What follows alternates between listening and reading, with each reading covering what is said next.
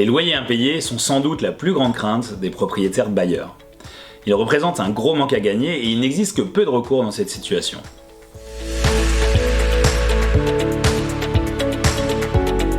Nous allons passer en revue les choses à faire en cas de loyer impayé.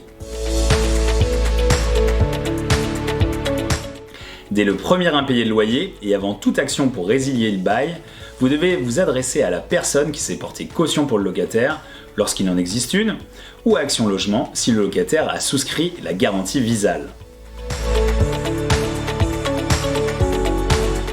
Vous pouvez aussi vous adresser à votre assureur si vous avez souscrit une assurance loyer impayé, aussi appelée GLI. Elle permet au propriétaire de récupérer automatiquement sa créance sans avoir à effectuer de démarche judiciaire.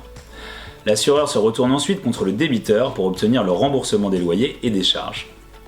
Le prix de la GLI dépend du montant du loyer à couvrir. Il représente entre 2,5 à 5% du loyer annuel, charges comprises, selon les contrats. Pour rappel, afin d'être éligible à une assurance loyer impayé, votre locataire doit gagner au moins 3 fois le montant du loyer, avoir des revenus stables et ne pas avoir de garant. Attention, la GLI ne permet pas de mettre fin au contrat de bail pour récupérer le logement. Le propriétaire doit effectuer lui-même les démarches judiciaires en ce sens.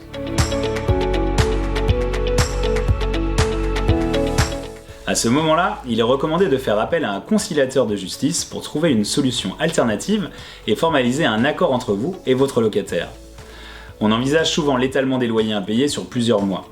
Un règlement amiable est toujours préférable, c'est une façon d'éviter une procédure longue et coûteuse.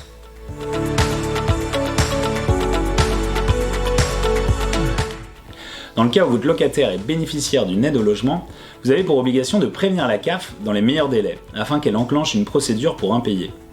Pour une allocation logement versée au locataire, il y a impayé dès que la dette du locataire est égale à 2 fois le loyer hors charge. La procédure de résiliation dépend de la clause résolutoire présente ou non dans le contrat de bail. Il s'agit d'une clause stipulant que le bail sera résilié automatiquement en cas de non-paiement du loyer et des charges aux échéances convenues. Cette clause existe dans la plupart des contrats de location. Si le bail ne contient pas de clause résolutoire, on parle alors de résiliation judiciaire. Pour récupérer votre logement en cas de locataire défaillant, vous devez saisir le tribunal d'instance, après avoir adressé un commandement de payer si le contrat de bail prévoit une clause résolutoire. Une fois la résiliation du bail et l'expulsion du locataire prononcée par le juge, vous devez adresser au locataire un commandement de quitter les lieux. Il dispose alors d'un délai de 2 mois, sauf exception accordée par le juge. À défaut d'avoir quitté les lieux, le locataire est expulsé.